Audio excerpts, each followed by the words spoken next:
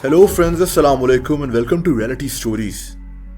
दोस्तों, 11 जून 1981 इस तारीख को रात का वक्त था। एक आदमी इसाई सगावा फ्रांस में अपने घर में मौजूद था। इस रात इसने अपनी एक दोस्त को खाने पर घर बुलाया हुआ था। इस लड़की का नाम रेनी हार्टवेल्ड था। ये दोनों क्लास फेलोज थे, लेकिन ये लड़की कहां जानती थी कि इसाई असल में क्या करने वाला है। ये लड़की ईसाई के अपार्टमेंट में मौजूद थी। इसका मुंह दूसरी तरफ था जब ईसाई ने एक गन निकाली और इस लड़की पर गोली चला दी। इसने अपनी ही दोस्त को मार डाला। दोस्तों, ईसाई असल में एक आदमखोर था। अगले कई दिनों तक ये इस लड़की को खाता रहा। मैं इन डिटेल्स में नहीं जाऊंगा, लेकिन ये कहानी इतनी अजीब है कि यकीन करना भी मुश्किल है। इसाई सगावा 1949 में जापान में एक अमीर फैमिली में पैदा हुआ था। इसका बाप एक अमीर बिजनेसमैन था। इनके पास पैसों की कोई कमी नहीं थी। इसाई को बचपन से ही लिटरेचर पढ़ने का बहुत शौक था, लेकिन ये बच्चा अपने दिल में एक राज छुपाए हुए था। दोस्तों, इसाई को हमेशा से आदमखोर बनने की ख्वाहिश थी। इसको ऐसे ख्यालात बचपन से ही आते थे।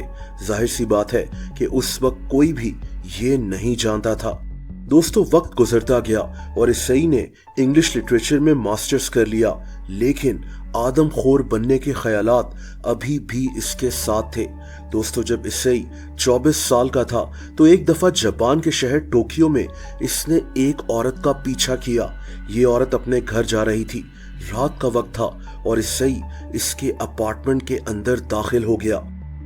तब तक ये औरत सो चुकी थी। इसाई इसको मारकर इसको खाना चाहता था, लेकिन ये औरत अचानक जाग गई और इसने शोर मचा दिया। इसाई को पुलिस ने अरेस्ट कर लिया, लेकिन बहुत जल्द इसको छोड़ दिया गया। इसकी वजह इसाई की फैमिली का पैसा था। इसके बाप ने इस लड़की को पैसे दिए और इस लड़की ने अपना केस वापस ले लिया। 1977 में इसाई फ्रांस चला गया। इसने फ्रांस में पीएचडी करनी थी। इसके अपने मुताबिक ये हर रात सोचता था कि ये किसी लड़की को मार दे और उसको खा ले। इसने अपने पास एक गन तक रखी हुई थी। और दोस्तों, फिर वही रात आ गई, 11 जून 1981 की रात, जब इसाई ने अपनी ही क्लास फेलो रेनी हार्टवेल्ड को अपने घर खाने पर बुलाया। इसने रेनी से कहा कि इसे कुछ पढ़ाई के मुतालिक डिस्कस करना है। रेनी नीदरलैंड से थी और ये भी फ्रांस में पीएचडी कर रही थी। इसके वहमो गुमान में नहीं था कि इसाई असल में क्या सोच रहा है। इसाई के मुताबिक ये खुद को बहुत बदसूरत समझता था और इस लड़की को खाकर ये इसकी एनर्जी अपने अंदर एब्जॉर्ब करना चाहता था। दुनिया में कैसे कैसे लोग हैं और किस किस्म की कहानियां हैं। बहरहाल, इसके बाद जो हुआ वो मैंने आपको वीडियो के शुरू में बताया। इसाई ने इस लड़की के बॉडी पार्ट्स फ्रिज में रख दिए थे। ये इसकी तस्वीरें भी लेता रहा था। बाद में इसने इसकी बॉडी के रिमेन्स को एक ब्रीफ केस में डाल दिया। ये इसको एक झील में फेंकना चाहता था और तभी पुलिस ने इसको रास्ते में पकड़ लिया। दोस्तों, ये वाकया इतना डिस्टर्बिंग था कि फ्रांस और जापान दोनों मुल्कों में ये खबर आग की तरह फैल गई। लेकिन आगे जो हुआ वो बहुत अफसोसनाक है। एक आदमखोर आदमी कभी जेल गया ही नहीं। इसाई के बाप ने एक बहुत बड़ा वकील हायर कर लिया। इस वकील ने अदालत में यह साबित कर दिया कि इसाई की दिमागी हालत ठीक नहीं है। अगले 2 साल तक ये केस चलता रहा और फ्रांस की अदालत ने इसाई को पागल डिक्लेयर कर फ्रांस के एक पागल खाने में भिजवा दिया। यहाँ कुछ अरसा रहने के बाद इसाई को वापस जापान डिपोर्ट कर दिया गया। जापान में भी इसाई को एक पागल खाने में भेज दिया गया, लेकिन कुछ अरसे के बाद यह साबित हो गया कि इसाई की दिमागी हालत अब ठीक है, यानी इसको पागल खाने से छोड़ दिया गया।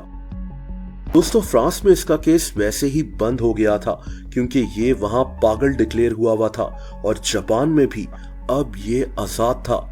यानी एक आदमखोर आदमी जिसने खुद एडमिट किया कि इसने एक लड़की को मारकर खाया है, ये अब आजाद था।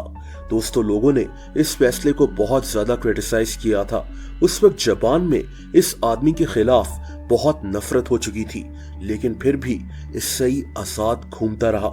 इसने इंटरव्यूज दिए, कई बुक्स तक लिखी, यहाँ तक कि ये रेस्टोरेंट्स पर रिव्यूज तक दिया करता था। यानी एक कातिल, एक आदमखोर आदमी अपनी जिंदगी आजादी से गुजार रहा था। इसका कहना था कि इससे बहुत बड़ी गलती हुई है और इसकी सजा यही है कि लोग इससे नफरत करते हैं, लेकिन असल में तो इसको सजाए मौत होनी चाहिए थी। इसको अपने माँ बाप के मरने के बाद उनकी आखिरी रसूमात में भी जाने की इजाजत नहीं मिली। इसकी फैमिली भी इससे इतनी नफरत करती थी। इस आदमी की मौत 2022 में हुई थी और ये तब तक आजाद घूम रहा था।